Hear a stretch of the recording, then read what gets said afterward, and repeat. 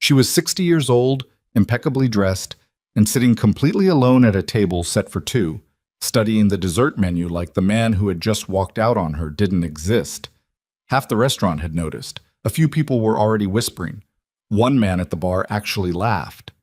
Ethan Calloway stood 12 feet away, holding his drink, watching a woman with more dignity in her silence than most people manage in a lifetime. And he made a decision that had absolutely nothing to do with pity. It had everything to do with the fact that he simply didn't want her to sit there alone. What happened next would quietly rearrange both of their lives in ways neither of them saw coming. If this story stays with you, hit like and drop a comment with the city you're watching from. I want to see exactly how far this one travels. The evening had not started as anything special. Ethan Calloway had worn the same charcoal blazer he wore to every company event, arrived exactly on time the way he always did, and positioned himself near the far end of the bar with a glass of sparkling water he barely touched. He was 32 years old, and he had the look of a man who had learned, through some specific and personal difficulty, how to be comfortable in rooms where he didn't particularly want to be. Hartwell and Associates held their quarterly dinners at Caldwell's, a restaurant on the 14th floor of a downtown building that had exposed brick walls, warm amber lighting, and the kind of menu that described everything in 3 words and charged accordingly. It was the sort of place where people performed ease rather than actually feeling it. Ethan had been to 4 of these dinners now. He had learned to time them, 90 minutes, 2 glasses of something, enough conversation to register as present, and then a reasonable exit citing his daughter. His daughter, Maisie, 5 years old, currently at home with Mrs. Garfield from the 2nd floor, who charged by the hour and always left the television on too loud. Ethan had texted at 7:15. All good.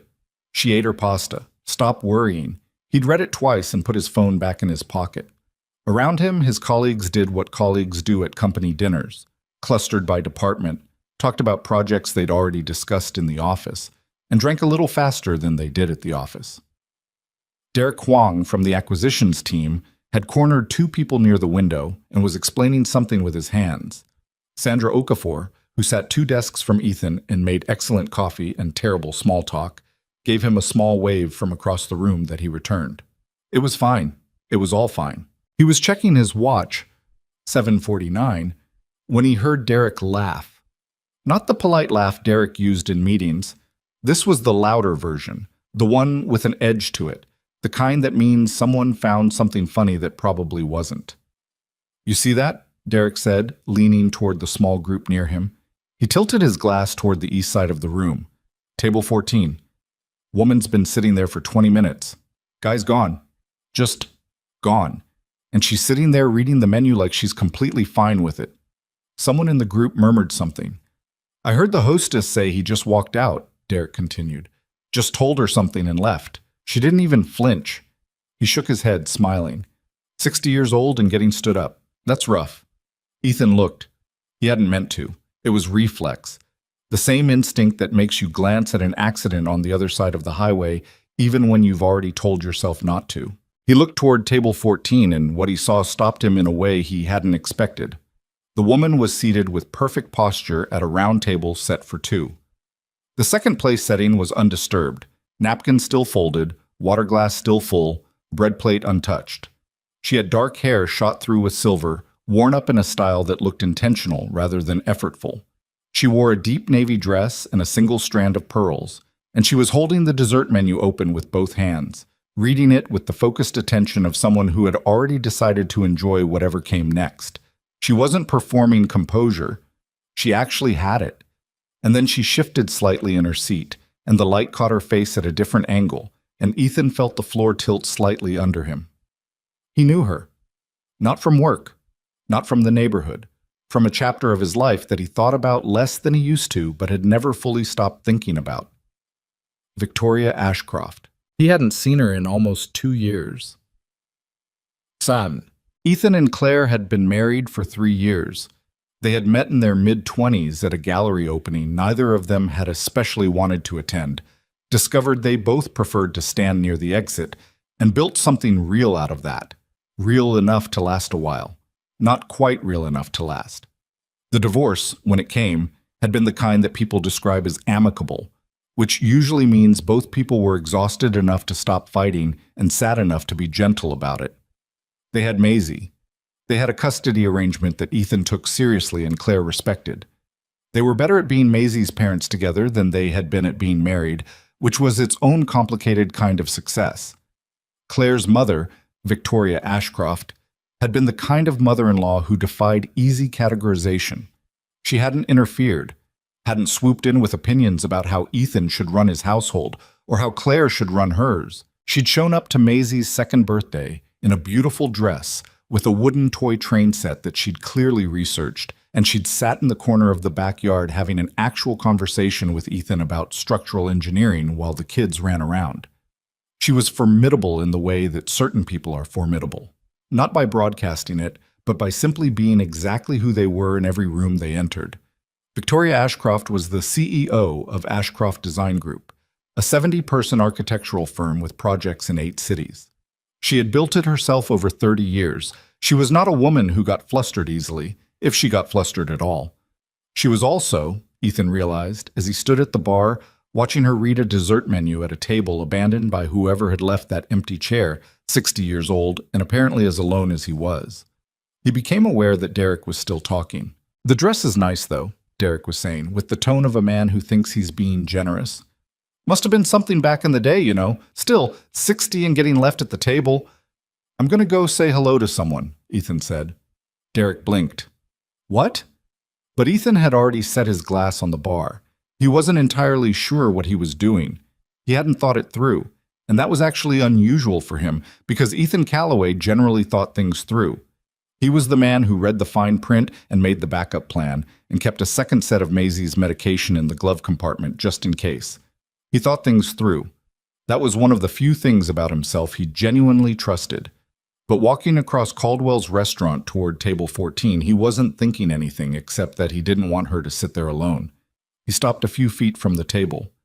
"Victoria." She looked up from the dessert menu. For a fraction of a second, just a fraction, he saw something flicker across her face, recognition, and under it, something more complicated. Then it was gone, and she was simply looking at him with the calm, direct attention she'd always given him. "Ethan," she said, "I wasn't expecting to see you here." "Company dinner," he said. "We use this place every quarter." He paused. "I saw you from across the room." "Did you?" It wasn't a question exactly, more of an acknowledgement. He glanced at the empty chair across from her, then back at her. "I don't want to intrude, but if you're alone, if you'd like company, I thought I could sit with you for a while." Victoria studied him for a moment.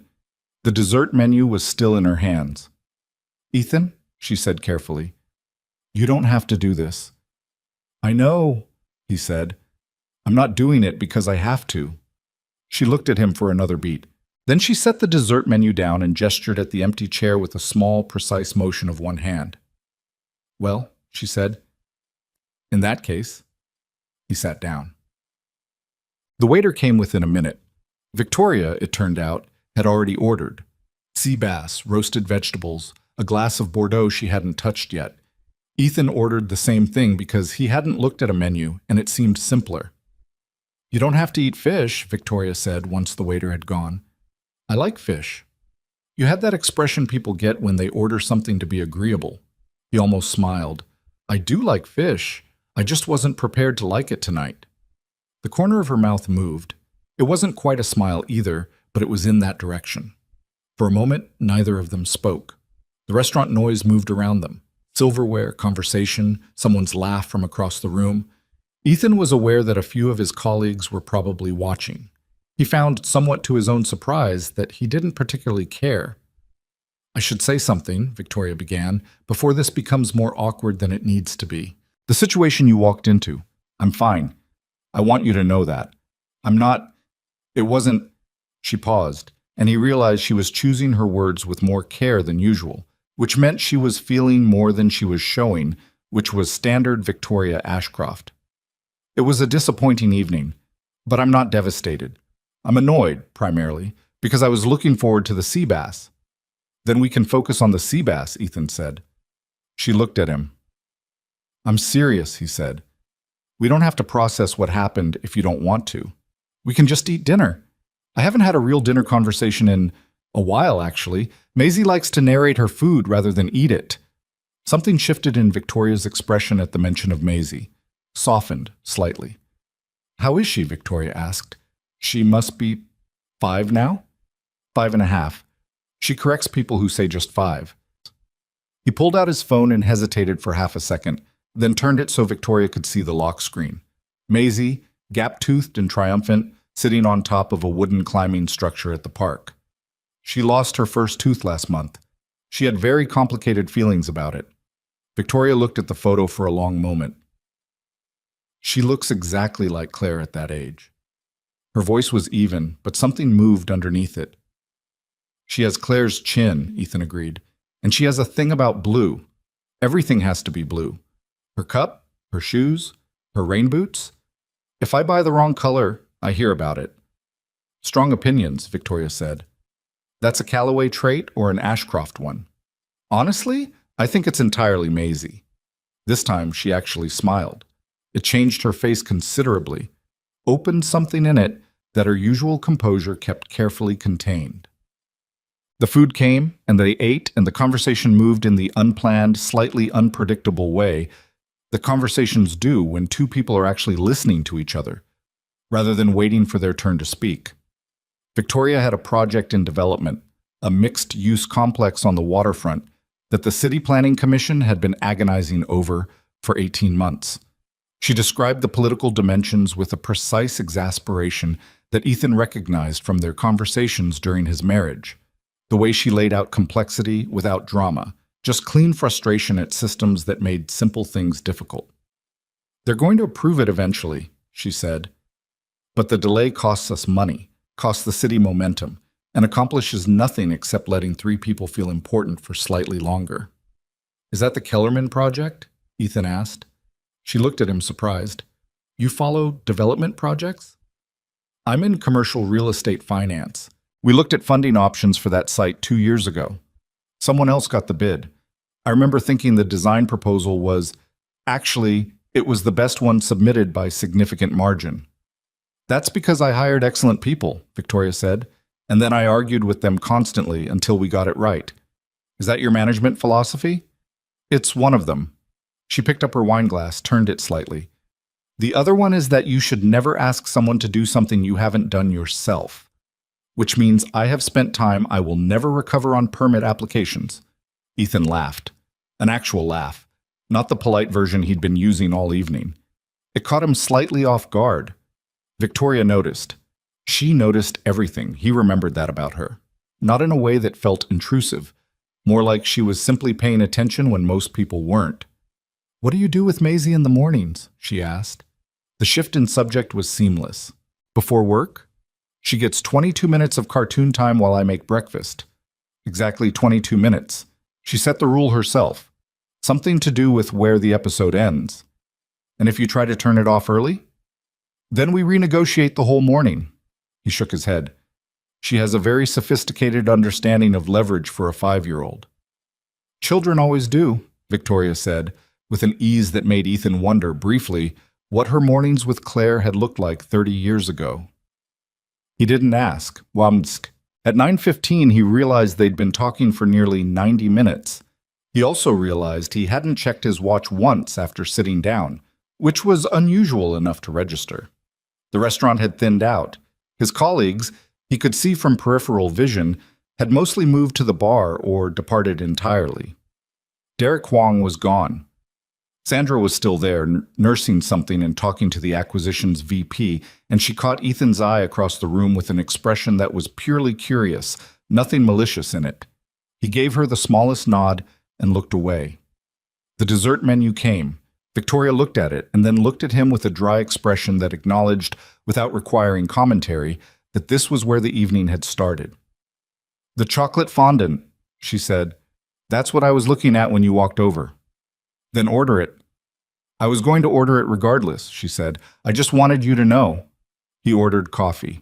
She ordered the fondant, and when it arrived, dark, warm, clearly the right choice, she ate it without apology, with the focused appreciation of someone who had decided this particular meal was going to end well, regardless of how it started. "Can I ask you something?" Ethan said. She looked up. "Earlier tonight, before I came over," he chose his words carefully, "you looked completely composed. You were sitting there alone, and everyone in this restaurant knew you'd been left, and you were just reading the menu, like it didn't touch you." Victoria was quiet for a moment. "It touched me," she said. "I just decided it wasn't going to show on my face while I was still in the restaurant. I don't know if that's impressive or sad." "It's practical," she said. "I've had enough years of being watched in rooms like this one. You learn to control what other people see." She paused. "Although I will admit, if you hadn't come over, I would have gone home and been quite miserable about it in private." He hadn't expected that level of honesty from her. Victoria Ashcroft was a private person. She shared selectively, and she never performed vulnerability for an audience. "I'm glad I came over then," he said. "So am I," she said simply. And then, as if the honesty had reached its natural limit and she needed to recalibrate. "Though I imagine your colleagues will have opinions." "My colleagues have opinions about everything. It keeps them occupied." She looked at him steadily. "Ethan, we should also acknowledge this is an unusual situation. You are married to my daughter. We are technically, in some form, still family, though I'm not sure what the correct word for it is post-divorce. People will find it strange that we're sitting here. We're having dinner," he said. "We're two people who know each other, and one of us needed company, and the other one had a free chair and no better options." That's a very efficient description of it. "I wasn't going to walk away," he said. And then because he was an honest person and she deserved honest things, "Not because I felt sorry for you. I want to be clear about that.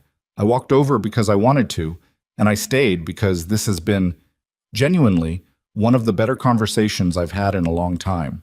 That's just the truth." Victoria looked at him for a moment with an expression he couldn't entirely read. "The truth," she repeated quietly. "Yeah." She looked down at her chocolate fondant. A small silence settled between them.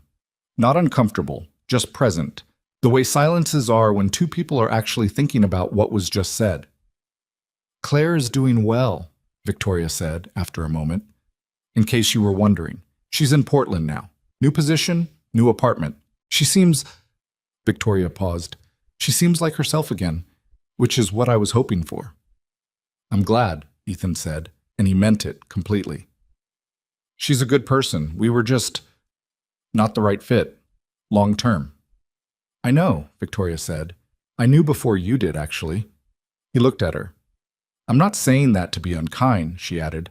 "I say it because I watched the two of you for 3 years and I could see you were both working very hard. And when people have to work that hard at the basic mechanics of a relationship, it usually means something isn't right. Not that either person is wrong, just not right together." "That's generous of you," Ethan said. "Most parents take their child's side in a divorce." "I took Claire's side. Her side was being allowed to go build a life she actually wanted, somewhere she actually wanted to build it." Victoria's voice was careful, controlled. "You gave her that without making it ugly. That mattered to me. It still does." Ethan didn't say anything for a moment. He looked at his coffee cup, turned it slightly in the saucer. "Thank you," he said eventually. "I don't say things I don't mean," she said. "I never have." Picked. The check came at 9:45. Ethan picked it up. Victoria started to object and he shook his head once, and she stopped, not because she was incapable of fighting about it, but because she looked at his face and apparently decided this wasn't the moment. "You didn't have to do that either," she said. "I know." They walked to the elevator together. The lobby of Caldwell's had that quieter post-dinner hum.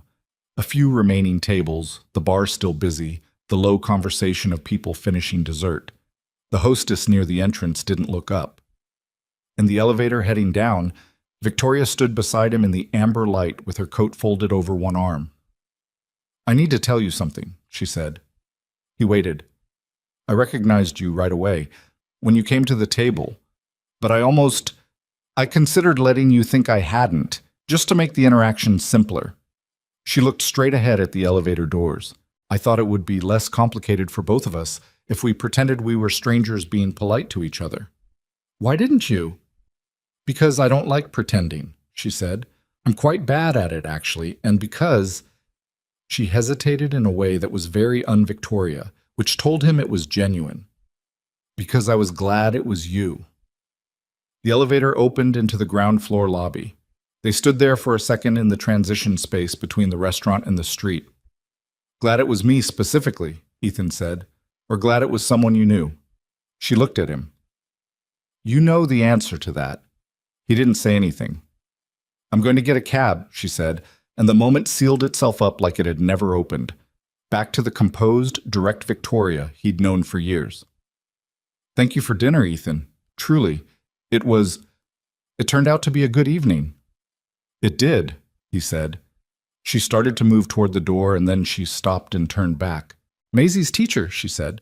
If she's ever doing a unit on architecture, buildings, structures, anything like that, I have materials, educational ones, real drawings, models. I used to do this for schools. I'd be happy to... She stopped herself. Sorry, you didn't ask for that. Old habit. No, Ethan said immediately. She'd love that. She's been obsessed with bridges since we walked across the Harmon Street pedestrian bridge last month. She wanted to know why it didn't fall. Victoria's face did that thing again. Opened slightly, like something she kept closed had shifted on its hinges. Bridges are a wonderful entry point, she said. The physics are elegant. I have a model kit somewhere. I used it for a presentation last spring. It's sitting in my storage room doing nothing. You don't have to. I know I don't have to, she said, and the echo was deliberate, and they both heard it. A cab pulled up outside. The doorman opened the outer door. Good night, Ethan, Victoria said. Good night, Victoria. She walked out. He watched the cab door close. He watched it pull away from the curb and merge into the downtown traffic and disappear around the corner. He stood in the hotel lobby for a moment longer than he needed to. Then he got out his phone and texted Mrs. Garfield that he was on his way home. The evening had not started as anything special. It ended as something he kept thinking about in the days after, in the particular way you turn over a conversation that doesn't feel finished yet. Not because anything went wrong, but because something about it felt unexpectedly like a beginning. He didn't know what to do with that. He put it away and went home to his daughter, who had fallen asleep on the couch with her shoes still on and the television still going, and he carried her to bed the way he always did, carefully, without waking her. But the thought stayed. Quiet, patient, the way true things tend to stay. Waiting. The bridge model arrived on a Wednesday. Ethan came home from work to find a flat rectangular box propped against his apartment door, wrapped in plain brown paper with his name written on the outside in a precise, unhurried hand. No return address. Just Ethan Calloway, apartment 4C, and below it, in smaller letters. For Maisie. Suspension bridge. Intermediate assembly, with instructions written for curious people of any age. He stood in the hallway holding it for a moment before he went inside. Maisie was at the kitchen table with Mrs. Garfield, working through the last of her dinner with the focused indifference of a child who has decided spaghetti is acceptable, but not exciting. She looked up when Ethan came in. You're late, she said. 6 minutes, he said. That's late. Fair point. He set the box on the counter. There's something here for you. That got her attention.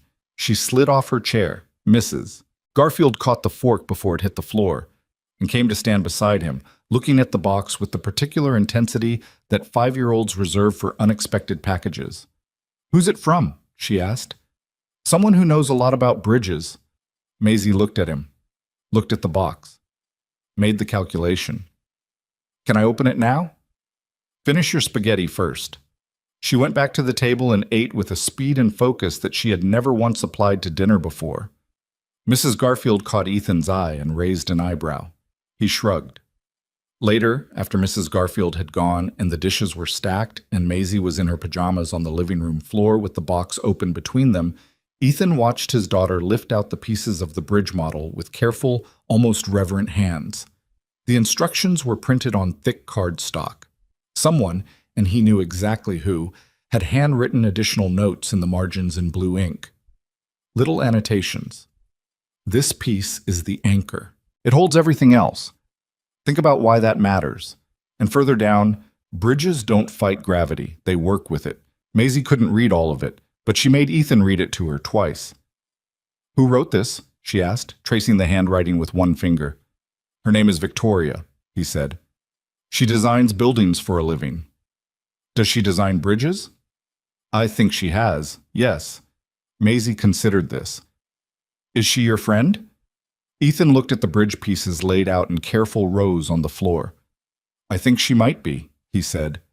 He texted Victoria that night. The bridge model arrived. Maisie wants you to know she's going to build it before school tomorrow, and she's already planned where it's going to live on her bookshelf. He paused, then added, Thank you. That was thoughtful. The reply came 11 minutes later. Tell her suspension bridges are more interesting than arch bridges. More tension. I'd be curious to hear what she thinks when she's done. He read the message twice. Then he put his phone down and went to check on Maisie, who had predictably not stayed in her room and was lying on her bedroom floor with the instruction sheet, studying it with a flashlight. He confiscated the flashlight. He did not confiscate the instructions. They had coffee for the first time 3 weeks later. It wasn't planned exactly. Ethan had taken a half day on a Friday. Maisie had a dentist appointment at noon, which she approached with the grim acceptance of someone twice her age. And afterward, he'd taken her to the small park near their apartment, the one with the climbing structure she'd already named Everest, despite it being approximately 8 feet tall. He was sitting on a bench with lukewarm coffee from the cart near the entrance when his phone rang. Victoria. He answered with mild surprise. They had exchanged maybe a dozen texts since the dinner. Brief, functional, pleasant. She wasn't a phone call person. Neither was he, really. I'm passing through your neighborhood, she said, without preamble. I have a meeting at the Delmar building at 2. I'm 40 minutes early. Is there a decent coffee place near you? Not a chain. There's one on Callaway Street, not named after me. It's called Perch. Good espresso, terrible name. I'll find it. A pause. Are you nearby? He looked at Maisie, who had reached the top of Everest and was surveying the park with the expression of a successful expedition leader. Yeah, I could be there in 10 minutes. Perch was narrow and warm and smelled of ground coffee and old wood. They sat at a corner table near the window. Victoria ordered a double espresso and drank it without fuss. Ethan ordered his usual Americano and promptly added too much milk because he always did and he'd stopped being embarrassed about it. Victoria noticed, naturally. You always did that, she said. I know. It's interesting. You seem like someone who would drink coffee black. I used to. Then Claire made fun of me for being self-serious about it, and I switched.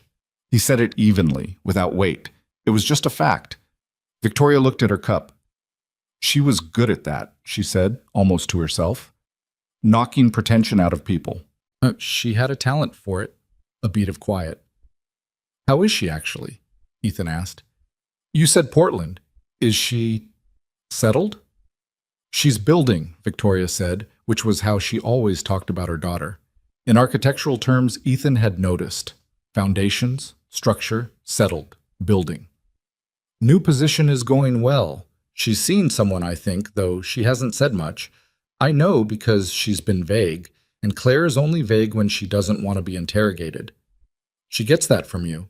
Victoria looked at him sharply. Then after a moment, that's not inaccurate. How does she feel about... He stopped. About us having coffee. About us being in contact at all. Generally. Victoria wrapped both hands around her espresso cup, even though it was nearly empty. I haven't told her about the dinner. Or this. She paused. Not because I'm hiding it, because I haven't found the right way to frame it yet. And what's the right frame? I'm still working on that. She looked out the window at the street. Claire and I are fine. We're better than we were 2 years ago. But the divorce was... There were moments that were hard, and my relationship with her has its own history, its own complications, none of which have to do with you. She paused again, longer. I don't want to add confusion to something that's still finding its balance. Ethan nodded. He understood that. He'd had his own months of navigating what came after. The silence that follows a shared life, the way you reconfigure around an absence without quite meaning to. He didn't press. The meeting at the Delmar building, he said, shifting. Is that the waterfront project? She looked back at him, and he saw her visibly settle into steadier ground. The Planning Commission finally requested a full presentation, next Thursday. I have 22 minutes to convince 6 people who mostly want to approve a different project to look at ours instead. What's the competing project? Inferior in every measurable way, she said flatly. Cheaper to build, worse for the neighborhood, backed by someone who has better political relationships than I do. So you need to make a 22-minute argument that's so good it overrides the relationships. That's exactly what I need to do. And I've done it before, so I'm not panicking, but it requires the presentation to be flawless. Can I see it? She looked at him. You want to see my presentation? I work in commercial real estate finance. I've sat in planning commission meetings. I know what makes these things land and what doesn't. He said it without ego, just offering the fact. I'm not saying you need the help. I'm saying a second set of eyes from someone who works on the funding side sometimes catches angles that, Tuesday evening, she said, 7 o'clock. I'll be at the office working on the final version. If you want to come by, I'll put you to work. The offices of Ashcroft Design Group occupied the top floor of a building on Merchant Street, which sounded more formal than it looked. The reception area had the utilitarian warmth of a space that had been designed by people who spent most of their time in it. Practical, well-lit, with large work tables instead of decorative furniture and models of various projects arranged on a long shelf along the far wall. Ethan arrived at 7 on the dot. Victoria was already at a large drafting table with printed slides arranged in an arc around her, a red pen in one hand and a cold cup of coffee at her elbow. She was wearing reading glasses he hadn't seen before, and she took them off when he walked in with an automatic gesture that he pretended not to notice. You can put them back on, he said. I know people who wear glasses. I'm aware of the concept, she said, and put them back on.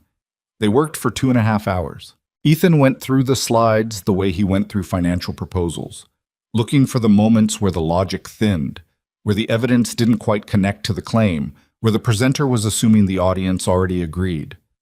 Victoria didn't bristle at the notes. She argued back on 2 of them, with specific reasons, and he conceded on one and held his ground on the other, and after a short, sharp exchange, she admitted he was right and rewrote the slide transition in question. You're useful, she said, at around 9:30, in a tone that was clearly a compliment, even if it didn't sound like one. You argued with every note I gave you, he said, and I accepted the good ones. She leaned back in her chair and took off the reading glasses and pressed 2 fingers between her eyes. I haven't done a presentation I felt genuinely nervous about in years, which means I've been doing comfortable presentations, which is a problem. A symptom of a larger problem. She looked around the office, the shelf of models, the large windows, the drafting tables covered in drawings. I built this firm by being uncomfortable constantly pushing at the edges of what I knew how to do, and somewhere in the last 5 years I stopped doing that. The work is good, the clients are good, but She paused. I don't know the right word for it. Coasting, Ethan said carefully. She looked at him. Not the work, he clarified. You. The part of you that used to fight for the uncomfortable thing. That's what's coasting. A silence settled between them. That's a fairly direct observation for someone who's only had coffee with me twice, she said. You told me you don't like pretending. I'm taking that at face value. She was quiet for a moment, looking at him in that particular way she had, direct, measuring, without hostility. The presentation is better, she said finally. Because of tonight. Whatever else, I want you to know that. Let me know how Thursday goes, he said. She won the commission. She texted him Friday morning, 7 words. Approved. 22 minutes and 14 seconds. He read it at his desk and sat there for a moment with something warm in his chest that he didn't examine too closely. After that, the pattern simply formed. Not from planning. That was the thing about it. There was no point where either of them said we should do this regularly. It just kept happening.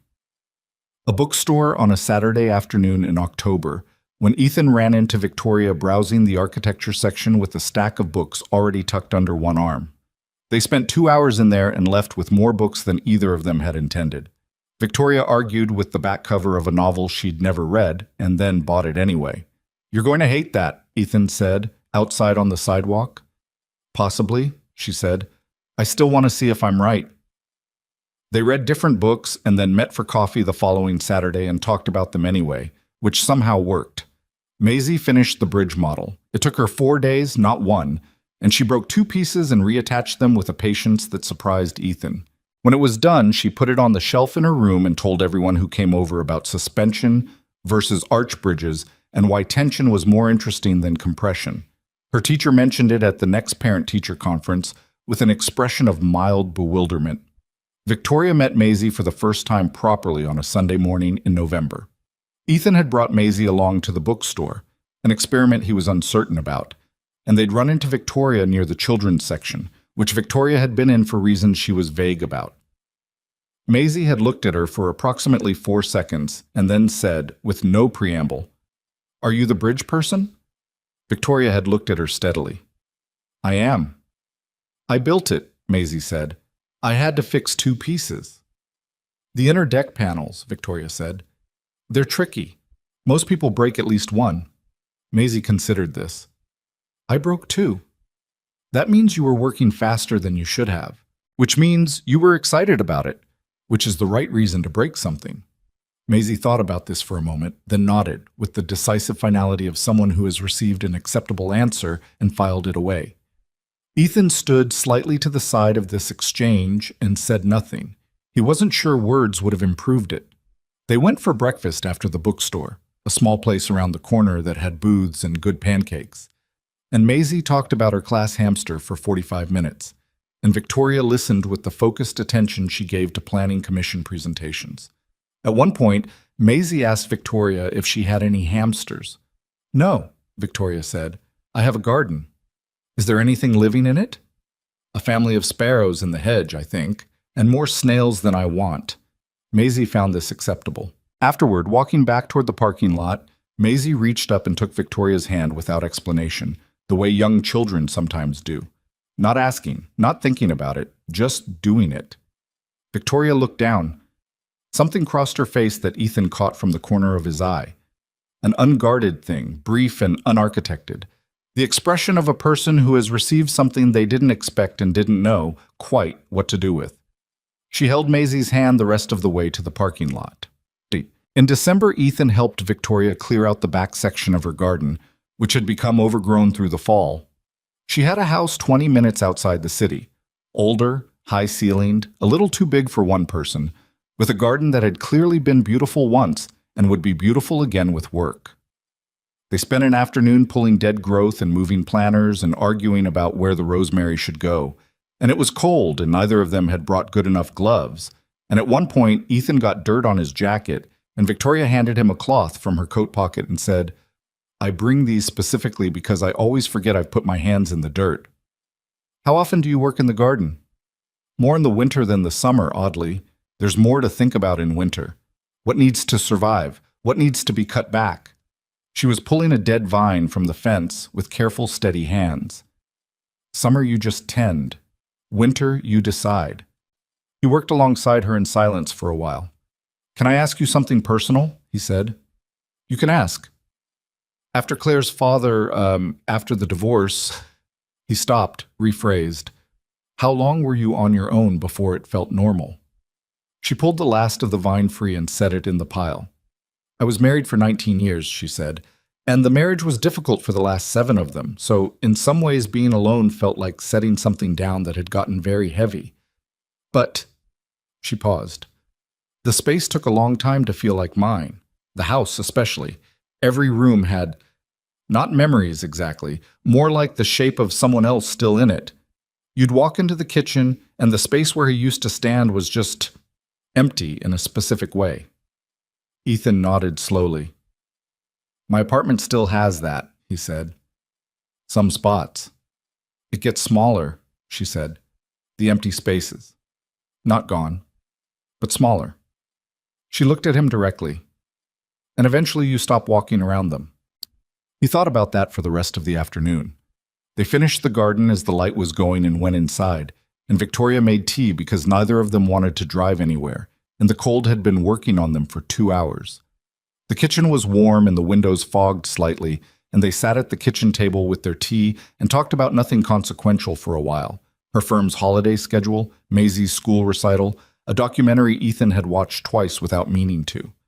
"This is strange," Victoria said at one point. He looked at her. "Not bad strange," she said. "Just strange. A year ago I would not have imagined this." She gestured vaguely at the kitchen, at him, at the mugs between them. "I would not have imagined you being in this kitchen." "A year ago I wouldn't have imagined it either," he said. She turned her mug in her hands. "And yet here we are." "And yet here we are," he agreed.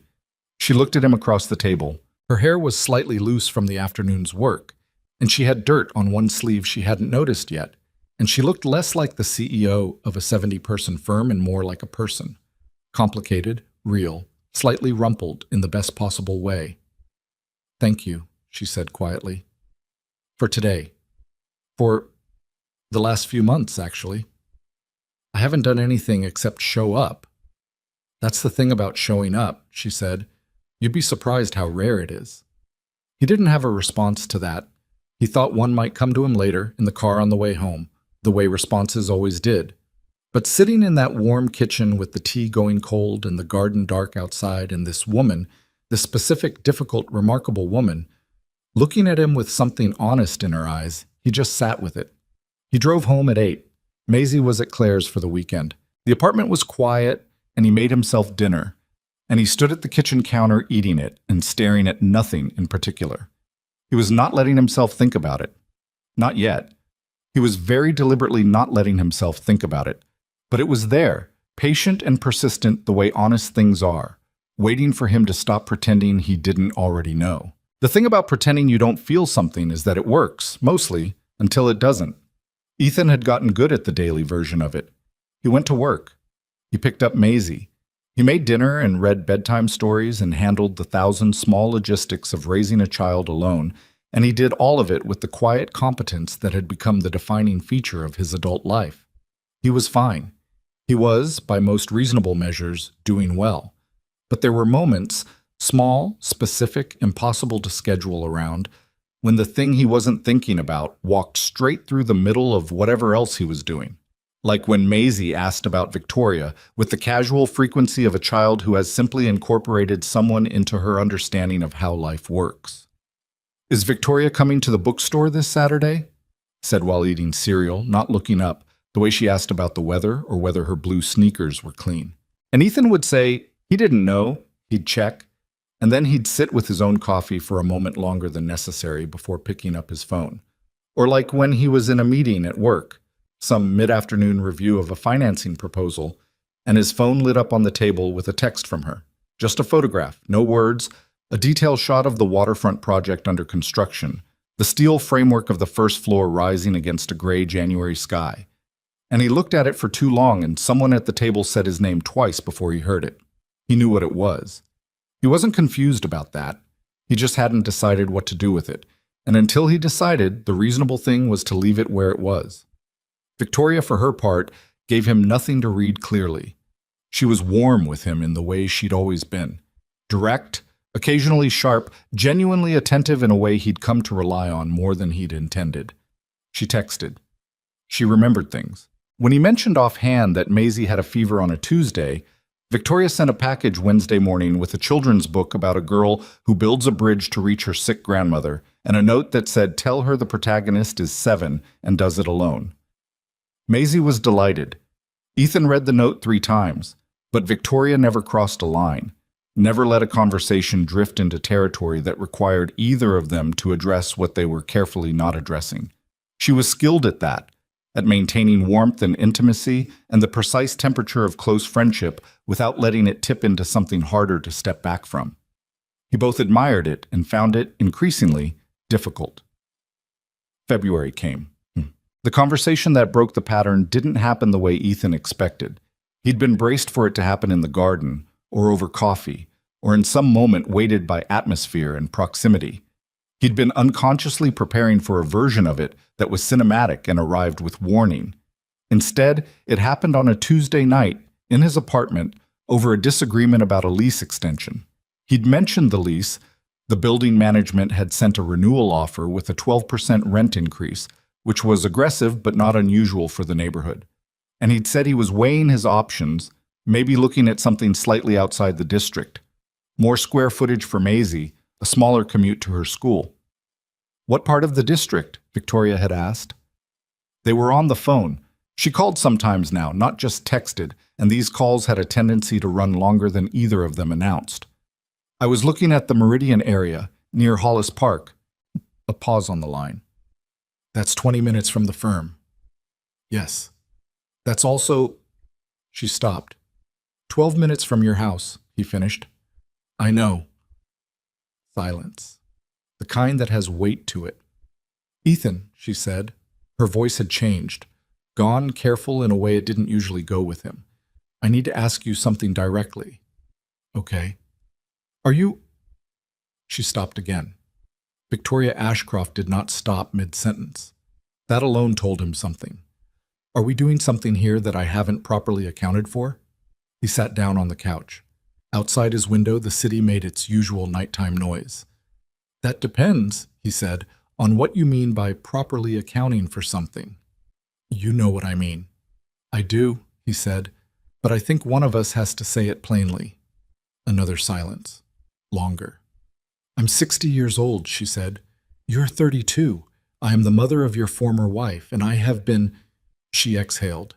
"I have been looking forward to your calls more than I look forward to most things in my week, and I am not sure what to do with that." Ethan closed his eyes for a second. "I haven't looked at an apartment in the Meridian area," he said. A beat. "I opened the listing," he said, "once, and I thought about it for longer than I should have for a place I have no practical reason to move to." The silence that followed was different from the previous ones. It had more room in it. "This is complicated," Victoria said, finally. "I know. There are many reasons this is complicated, not just the obvious ones." Her voice was measured, but underneath it something was working hard to stay that way. "Claire, the way people will see it. The fact that I have spent 30 years building a reputation in this city, and the moment this becomes known, and it would become known, these things always do, I become a story. A woman my age, the ex-mother-in-law, She stopped. "People will have a version of this that has nothing to do with what it actually is." "Yes," Ethan said, "they will. And you've thought about that." "I've thought about it." "And?" He was quiet for a moment. "I've thought about it, and I don't have a clean answer to it.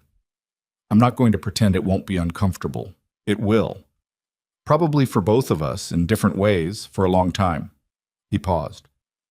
"But I've also thought about the last 6 months, and I can't find a version of them I would choose to have gone differently. Any of it." The line was quiet long enough that he checked once to make sure the call hadn't dropped. "I'm not asking for anything right now," he said. I didn't want to keep not saying it." "I know," she said softly. "I didn't want to keep not hearing it." They talked for another hour that night, and almost none of it was about the thing they'd just said, which was its own kind of answer. They talked about Maisie's school project. They talked about the waterfront building's second-floor framing. They talked about a book she'd finished and hated and found herself thinking about anyway. And when they finally said goodnight, it was past midnight, and Ethan sat in the quiet of his apartment for a long time before going to bed. Nothing had been resolved. Everything had shifted anyway. He told Claire in March. He'd gone back and forth about it, whether to say something, how much, when. There was no script for this particular conversation, and he knew it. He also knew that letting her find out some other way would be worse, and that he owed her the straightforward version, even if the straightforward version was uncomfortable. They had the conversation on a video call on a Sunday afternoon, Maisie napping in the other room. Claire was in her Portland apartment, her hair shorter than the last time he'd seen her, a cup of coffee in her hand. She looked well, genuinely well, not the careful kind. "There's something I want to tell you," he said, "before it becomes something you hear about differently." She looked at him with the mild wariness of a person who has been through enough with someone to know when they're managing delivery. "Your mother and I have been spending time together," he said, Since last fall. It started as, I ran into her at a dinner and we had a good conversation, and it's continued. We've become close. He paused. I want to be honest with you about what I think it might be, which is more than just friendship. But it's slow, and nothing has happened, and I wanted you to know from me. Claire was quiet for a moment. She looked at her coffee cup. Okay, she said. Okay? I'm thinking, she said, with the slight impatience of someone who doesn't like being interrupted while processing. He recognized it. He'd spent 3 years recognizing it. He waited. My mother, she said, after a moment, is not an easy woman to be close to. I know. She keeps people at a distance. She always has. It's not malicious. It's just how she's built. She loves fiercely, but she holds people off. Claire looked at him through the screen. If she's let you close enough to be having this conversation, that's not nothing. He hadn't expected that framing. How are you feeling about it? Weird, she said honestly. Obviously weird. She exhaled. You were my husband, and she's my mother, and the two of you... She stopped. It's weird, Ethan. I'm not going to pretend it isn't weird. Fair. But... She turned her coffee cup in her hands. I don't think I have the right to be angry about it. And I don't think I actually am angry about it. I just need to figure out where the weirdness lives, and whether it belongs to me or whether it's just reflex. She looked at him directly. Are you happy? When you're with her? He thought about the garden in December, the kitchen table, the photograph of the steel framing she'd sent without explanation because she'd known he'd want to see it. Yeah, he said. I am. Claire nodded slowly. Then, she stopped again. Give me some time with it. I'm not saying no. I'm not saying anything permanent. I just need some time. That's completely fair, he said. And Ethan, her voice shifted. Don't hurt her. I know that sounds strange coming from me, but she's had enough of that. He held her gaze through the screen. I know, he said. Talk. April felt different. Something had exhaled between them. The thing they'd both been managing at careful distance had been named, and naming it hadn't broken anything. It had just changed the air pressure, the way weather changes before rain. They still didn't rush. That was something Ethan noticed and appreciated. Victoria was constitutionally incapable of rushing anything she cared about. She had spent 30 years building a firm at the exact pace that built things solidly. She applied the same instinct to this. They still met for coffee, still went to the bookstore, still worked in her garden on weekend afternoons. But the careful management was gone. They talked more honestly. They argued more honestly. They let the silences mean what they meant. One Saturday in late April, Ethan brought Maisie to Victoria's house for the afternoon. It wasn't the first time Maisie had been there. She'd come twice before, brief visits that had been easy and unforced. But this time it felt different because Ethan let himself notice how natural it looked. Maisie at the kitchen table drawing bridges while Victoria stood at the stove, correcting Maisie's engineering logic with the deadpan seriousness she'd apply to a graduate student. That tower's too thin, Victoria said, not looking up from the stove. If you put that much cable on a tower that thin, it fails. Maisie looked at her drawing. What if I make it thicker? Then you're adding weight, which changes your math. Nothing is free in engineering. Maisie considered this with a furrowed brow. Then she erased the tower and started over, tongue slightly out in concentration. Victoria watched her from the corner of one eye and said nothing further. Ethan, leaning against the kitchen doorframe, watched them. He was aware of something settling in him, not comfortably, not cleanly, but genuinely. The way a house settles into its foundation.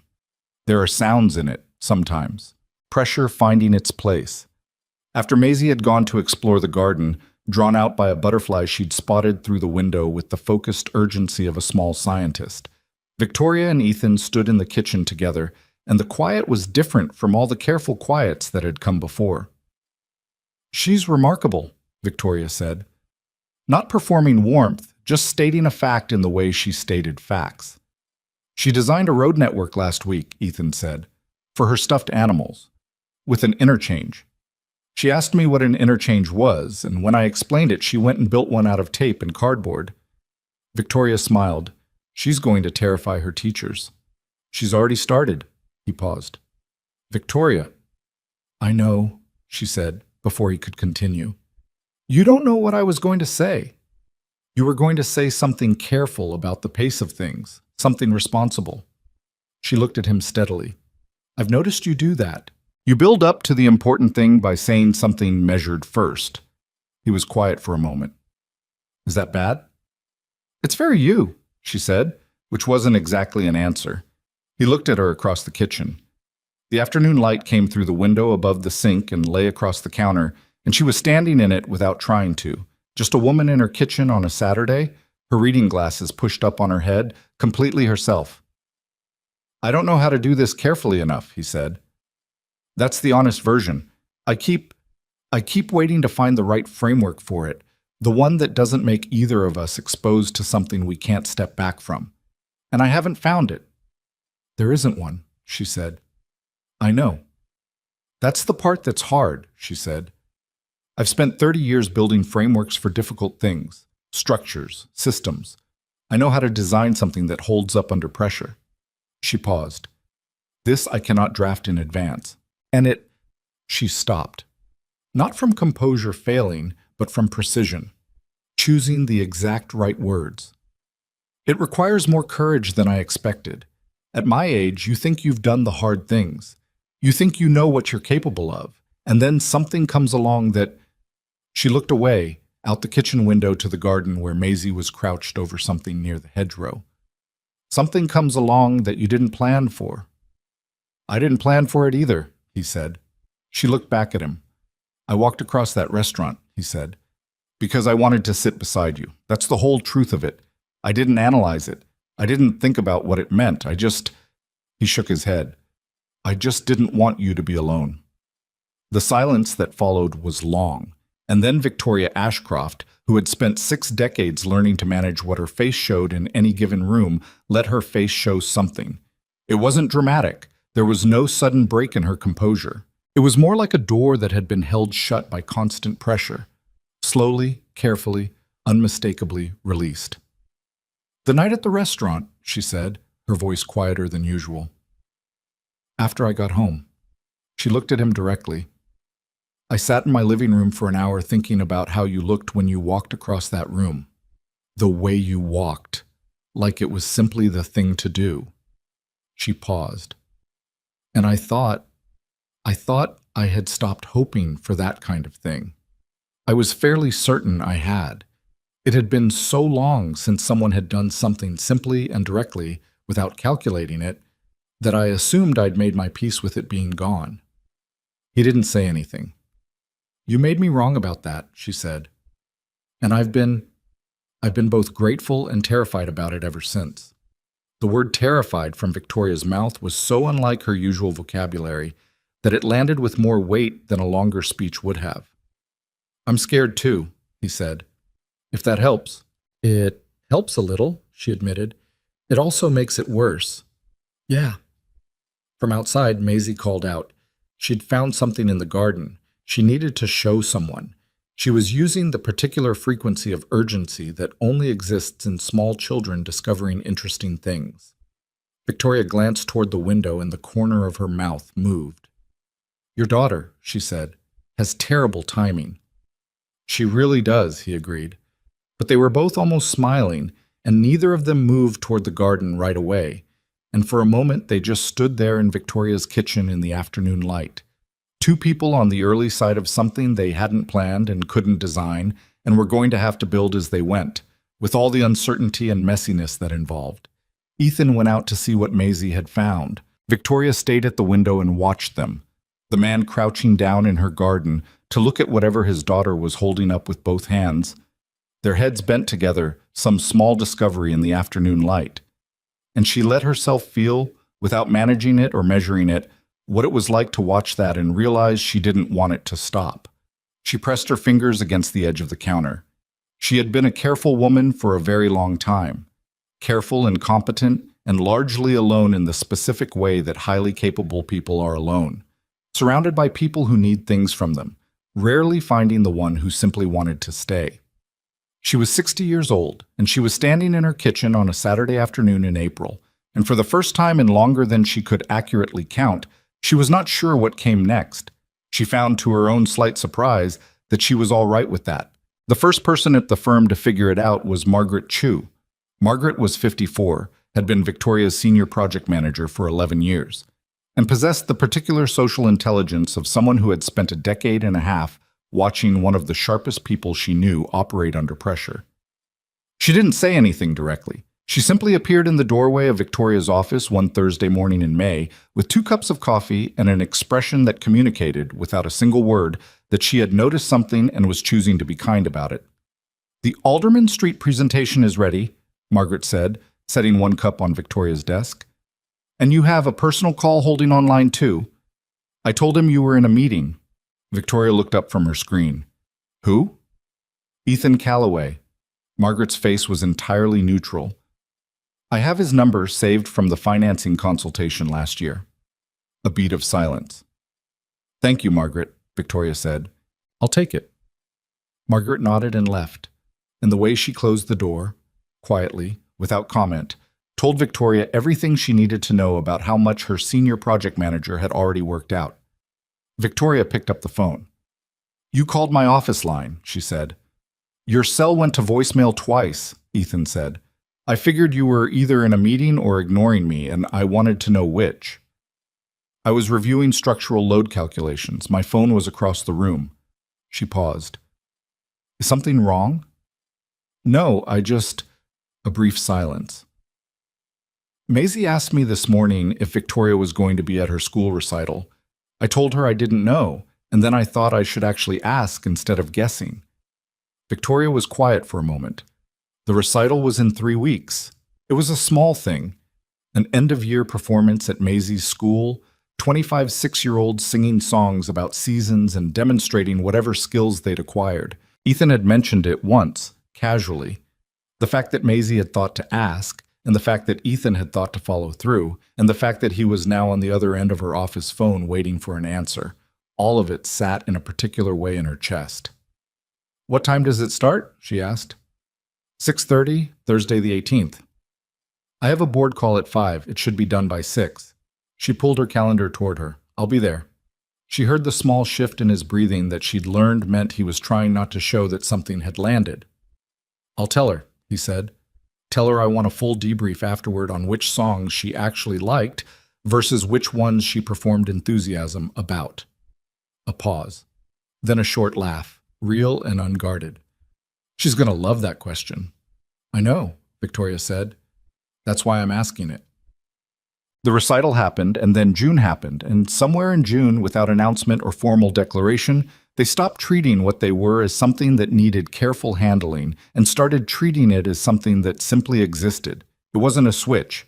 It was more like the way a building stops being under construction and starts being a building. There's no specific moment. One day the scaffolding is there, one day it isn't. They ate dinner together twice a week, sometimes at her house, sometimes at his apartment, sometimes at places in the city where nobody knew them, and the food was good, and the conversation went wherever it went. Ethan learned that Victoria was a difficult person to cook for, not because she was picky, but because she had strong opinions about technique and couldn't always stop herself from explaining them. "You're searing that on too high a heat," she said one evening, standing at the edge of his small kitchen while he made chicken. "I know what temperature searing requires." "Then you know that's too high." "Victoria, you're standing in my kitchen telling me how to cook in my kitchen." She pressed her lips together. "I'm making an observation, which I'm choosing not to act on." A silence. Then, "It's going to be dry." It was slightly dry. He did not mention this. She did not mention it either, and she ate every piece on her plate, which was its own form of acknowledgement. He teased her about it the following week when they were at her house and she was making something with pasta that involved a level of precision he found both impressive and absurd. "You measured the pasta water," he said. "Salinity matters. You have a measuring cup next to your stovetop for pasta water. I have a measuring cup there for many things." "Victoria, it's going to be better pasta," she said simply. It was considerably better pasta. He told her so, and she accepted the compliment with the particular grace of someone who expected to be right, but was pleased to be acknowledged. They were imperfect in the ways that people are imperfect when they are actually being themselves rather than performing a version of themselves. Victoria worked too much and took too long to answer texts when she was deep in a project, and there were evenings when Ethan would wait an hour before getting a reply and have to actively talk himself out of the spiral that silence could trigger in him. He told her about that eventually, the way it landed in him. Not with accusation, just as a fact about himself she should know. She listened without defending herself and said she would try to be better about it, and she was, though not perfectly. Ethan had his own patterns that needed work. He went quiet when things were difficult. Not cold, he was never cold, but interior, and Victoria found this hard because she couldn't fix what she couldn't see. When something is wrong, she told him one evening, plainly and without drama, I need you to say it. I don't do well with subtext. I've spent 30 years in boardrooms. I can handle a direct conversation. What I can't handle is trying to read weather. I'm not trying to be cryptic, he said.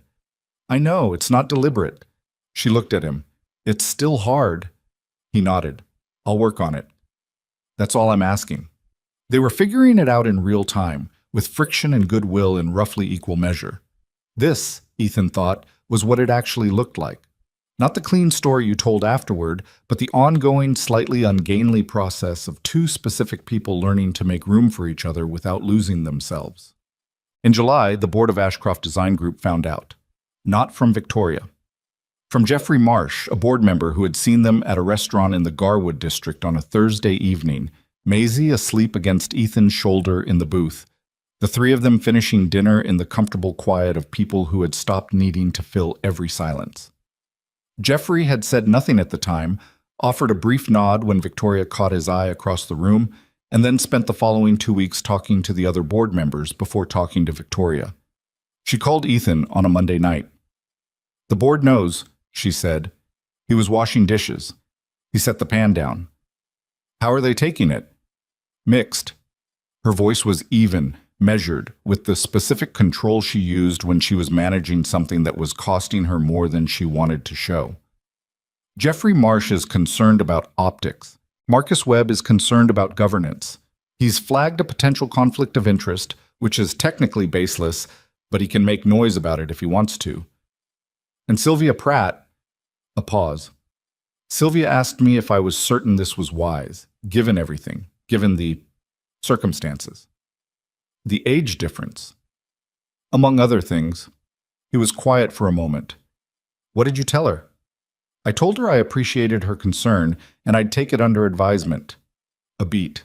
Which is how I talk to board members when I've made my decision and I'm not interested in revisiting it. Have you? Made your decision? Ethan. Her voice shifted very slightly. I am 60 years old. I have spent 30 years making difficult decisions in rooms full of people who would prefer I make easier ones. I do not make uncertain decisions about my own life. He leaned against the counter. Okay, he said. The board will adjust, she said. They always do. Jeffrey will be managing about something else in a month. Marcus will drop the conflict of interest angle when he realizes there's no actual basis for it. And Sylvia... Victoria paused. Sylvia has known me for 15 years. She'll come around. And if they don't, then they don't. Her voice was flat, final. I built this firm. I did not build it to make decisions about my personal life by committee. He was quiet again, and then he said, Are you all right? The line was silent for a moment. I'm annoyed, she said. That's different from not all right. Okay. I'm also... She stopped. A longer pause. Tired of being observed. I've been observed my whole career. Everything I do is measured against something, against what someone my age should do, against what a woman in my position should do, against what a mother and an ex-wife and a CEO and a whatever else they decide I am at any given moment should do. Her voice, still controlled, had something in it that wasn't quite anger, but was adjacent to it. I am very tired of the measurements. You don't have to defend this to anyone, Ethan said. Not to me, not to the board, not to anyone. I know that intellectually, but it still lands. Of course it still lands, she said. I'm not made of stone, Ethan. I just perform stone professionally. He sat down on the edge of the couch. For what it's worth, he said. The people who know us, who actually know us, none of them think it's a question. Who are you counting in that? Margaret Chu thinks we're both idiots who took too long, he said. In a fond way, Sandra at my office figured it out in March and has been choosing not to say anything for 4 months, which is impressive restraint. And Maisie, he paused. Last week Maisie told Mrs. Garfield that Victoria is my girlfriend and then corrected herself and said actually, she might be more than that, and she'd have to get back to her. A silence. And then from Victoria's end, a sound he'd heard before but not often enough. A real laugh, full, unmanaged, briefly unself-conscious. The laugh she had when she wasn't thinking about how she sounded.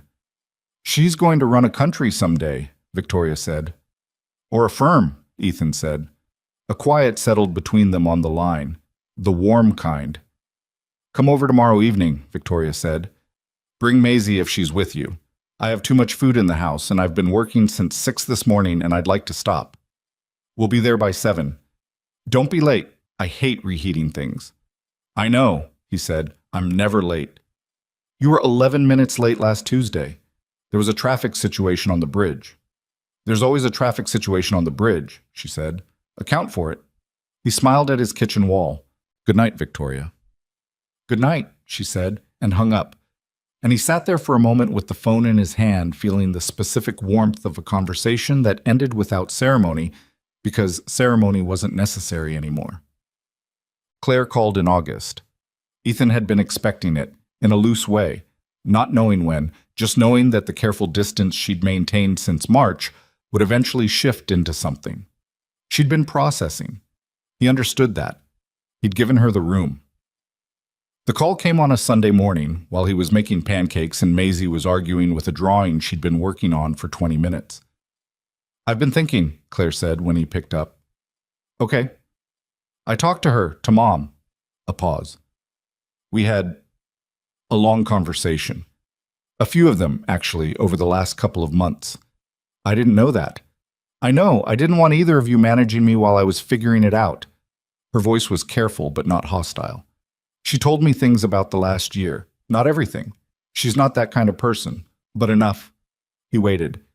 She seems different, Claire said, when she talks about it. About you. A pause that had something complicated in it. My mother doesn't talk about things. You know that. She analyzes, she reports, she manages. She doesn't talk about things that matter to her in the way normal people do. Another pause. She talked about it. Ethan was quiet. That means something, Claire said. I needed time to recognize what it meant, but it means something. She exhaled. I'm not saying it's not still weird. It is. It's going to be weird for a while. I don't think I can be fully comfortable with it, and I need you both to know that up front, because I'm not going to pretend otherwise. That's fair, he said. That's completely fair. But I also... She stopped. When she continued, her voice was a different kind of careful, honest instead of managed. I want her to be happy. That's always been the thing I wanted. She is not an easy woman to love, and she has spent a lot of her life being imperfectly loved. And if you're... She stopped again. If this is real, and it sounds like it's real, then I'm not going to be the reason it doesn't work. He stood at the stove with the phone pressed to his ear and the pancakes going and Maisie complaining about her drawing in the background and something in his chest doing something he didn't have a clean word for. Thank you, he said. Claire. Genuinely. Don't thank me, she said, not unkindly. Just take care of her. She pretends she doesn't need it, but she does. I know, he said. After the call, he stood at the stove for a moment, not doing anything. Just standing there. Maisie looked up from her drawing. Was that Mom? She asked. Yeah. Is she okay? She's good, he said. She's really good. Maisie nodded and went back to her drawing. Ethan flipped the pancakes, slightly late, and they were a little darker on one side than the other, and Maisie ate 3 of them without mentioning it, which was its own kind of love. That September brought a different kind of difficulty. The Kellerman waterfront project, the one Victoria had won in January, the one with the framework photo she'd sent him on a Tuesday morning, hit a structural issue in month 4 of construction. Not catastrophic, but significant. A supplier had delivered sub-spec steel on 2 load-bearing sections, and the discovery required halting work, reassessing, and filing a claim that would take months to resolve while the project timeline absorbed the cost. Victoria handled it with the clean efficiency of someone who had handled crises before.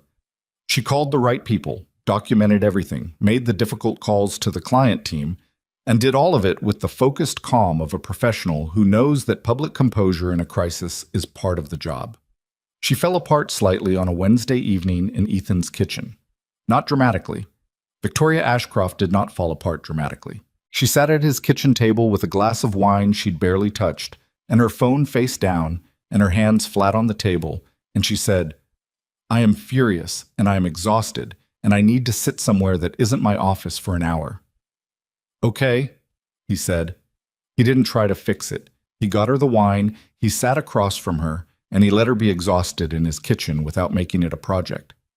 After a while, she said, "The steel supplier knew, not necessarily when they shipped it, that I can't prove yet, but there were flags in the quality reports that should have stopped the order. Someone missed them, or chose to miss them. You'll get the documentation."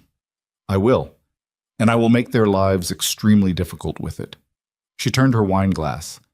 "The client is patient, more patient than I deserve, honestly. 3 weeks of delay, more to come." She looked at the table. "I hate this. I hate being the person who has to call someone and say the thing they built isn't what it should be." "The thing the supplier built," he said. "I know, but it's my project, my name." She shook her head. 30 years, and I still feel it exactly the same way. "That's not a bad thing," he said. She looked up at him. "If you stopped feeling it," he said, "it would mean the work stopped mattering. You want it to matter. That's why you're sitting here with your hands flat on my kitchen table instead of at the office, pretending you're fine." A silence. "I'm sitting here," she said quietly, "because you're here." He held her gaze across the table. "That too," he said. She stayed for dinner.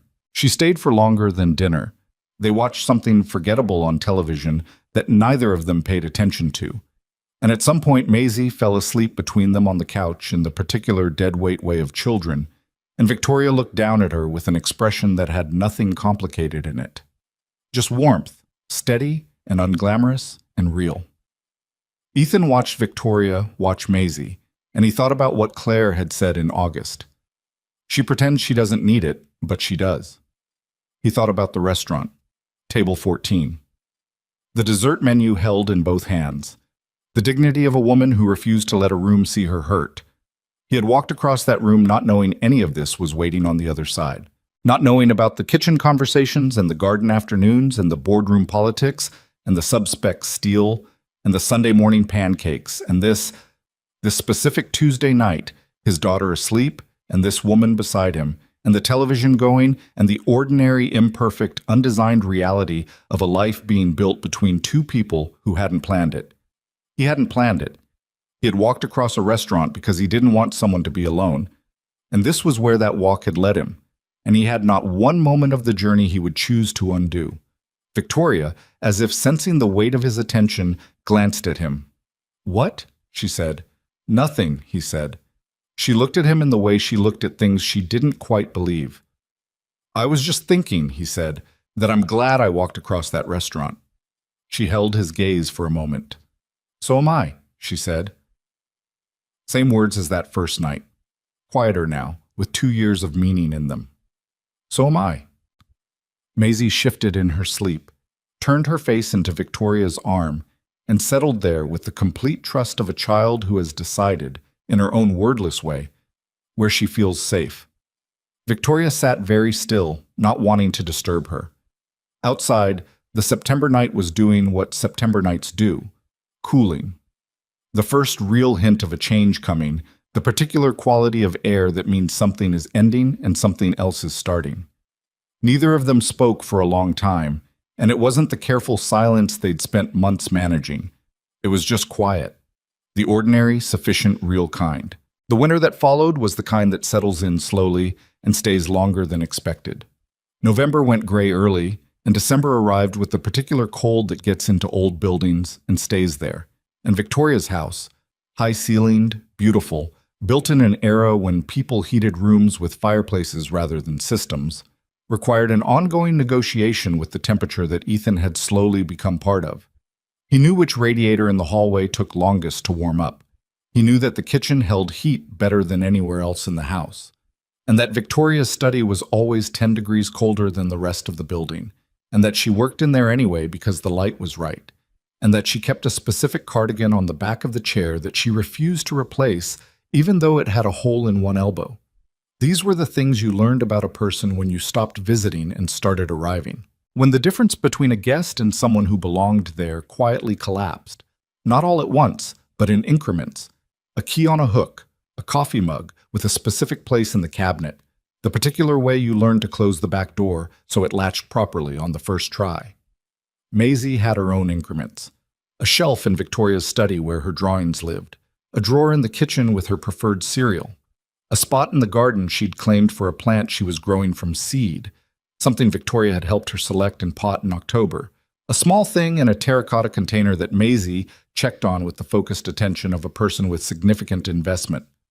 "It's not doing anything," Maisie reported one Saturday, standing over the pot with her arms crossed. "It's doing everything," Victoria said, from where she was working 2 rows over. "Just underground, where you can't see it." Maisie considered this. "How do you know it's not just sitting there?" "Because that's what seeds do in winter. They don't stop, they prepare." Victoria looked over at her. "All the important work happens before anything shows on the surface." Maisie was quiet for a moment, turning this over. "Is that true for people too?" she asked. Victoria paused, hands in the soil. "Yes," she said, "that's true for people too." Ethan, standing at the garden door with 2 mugs of tea, had heard all of it. He didn't say anything. He brought the tea down and handed one to Victoria and crouched beside Maisie and looked at the pot with her, the small dark surface of the soil, everything underneath it invisible and working. 3 years from the night at Caldwell's, Ethan made a decision. He didn't arrive at it dramatically. There was no single moment where it crystallized, no specific morning where he woke up and knew. It was more that he had been carrying a question for a long time, not an uncertain question, just an unasked one. And one day in late January, sitting at his desk at work, looking at a financing proposal he wasn't reading, he realized he'd been ready to ask it for months and had been waiting for a reason to wait that no longer existed. He called his sister that evening, Nora, 38, who lived in Columbus and had met Victoria twice and liked her immediately with the directness of someone who trusted their own instincts. "I'm going to ask her to marry me," he said. Nora was quiet for exactly 1 second. "Obviously," she said. "Obviously?" "Ethan, you have been ready to ask this question for at least 6 months. I've been watching you not ask it." A pause. "What are you actually calling me for?" He thought about it. "I don't know," he said. "To say it out loud to someone, I think." "You've said it. Are you scared?" "Yes." "Good," Nora said. "You should be. It's a big thing, but scared and not ready are different things, and you've been ready since September at least." He didn't ask how she knew that. Nora had always had a particular accuracy about him that he'd learned not to question. "How are you going to do it?" she asked. He already knew the answer to that. What? He called the restaurant 2 weeks in advance. Caldwell's had a new manager, a woman named Dana, who had taken over from the previous management about 8 months ago and was, Ethan discovered, very willing to accommodate a specific request when the reason for it was explained. "Table 14, she said. "The east side, near the window." "That exact table," he said. "Same position it's always been, if possible. I know restaurants rearrange." "We haven't rearranged that section," she said. "It's still there." A pause. "We can reserve it exclusively for you. What time?" 7 o'clock, February 14th. A brief silence. "That's Valentine's Day," she said. "I know." "We'll be fully booked. You understand it might be, loud, I know. That's all right." He paused. The first time we were there, it wasn't quiet either. He didn't explain further. Dana seemed to understand that no further explanation was coming. Table 14, she said. 7 o'clock. February 14th. I'll note it. The question of the ring took longer than the question of the restaurant. Ethan was not a person who bought jewelry. He had basic competencies in most domestic areas. He could cook, he could manage a household, he could navigate parent-teacher conferences and pediatric appointments, and the particular emotional landscape of raising a small child alone. But standing in a jewelry store in the second week of February, looking at cases full of rings, he felt the specific inadequacy of a person attempting something they'd never done before. The saleswoman was patient. She showed him options. He looked at them and none of them were right in a way he couldn't articulate until he'd been standing there for 20 minutes. And then he said, almost to himself, she would never wear anything that asked for attention. The saleswoman looked at him and then went to a different case. What she brought out was a platinum band, simple, clean, with a single oval sapphire set low and flush, no surrounding diamonds, nothing architectural about it except that it was constructed with the kind of exactness that doesn't announce itself but reveals itself on close examination, the kind of thing built to last. He looked at it for a long time. That one, he said. He didn't tell Maisie the specifics. He told her they were going to a special dinner at the restaurant where he and Victoria had first met, and that it was an important evening, and that she was staying with Mrs. Garfield, who had agreed to an overnight. Maisie, who was 7 now and possessed a social acuity that continued to exceed her years, looked at him for a moment. Are you going to ask her? She said. He looked at his daughter. Ask her what? He said carefully. Maisie sighed with the patience of someone explaining something to a slow adult. If she wants to live with us, or if we're going to live with her, or whatever the actual plan is. She went back to the drawing she'd been working on. Because I already know what she's going to say, so you don't have to be nervous about it. Ethan stood in the kitchen for a moment. What do you think she's going to say? He asked. Maisie looked up. Yes, she said, like it was the most obvious thing in the world, and went back to her drawing. He stood there a little longer than he needed to. Then he put the ring box in his jacket pocket and went to pick up Victoria. She was ready when he arrived. She answered the door in a dark green dress he hadn't seen before, her hair up the way she wore it when she'd taken care with it, and she looked at him with the particular assessment she gave to things she was deciding about. You're wearing the good jacket, she said. It's a nice dinner. You're also nervous, she said. I'm fine. Ethan. I'm slightly nervous, he said. Let's go. She gave him the look she gave him when she was choosing not to press. She picked up her coat and they went. The drive to Caldwell's took 22 minutes.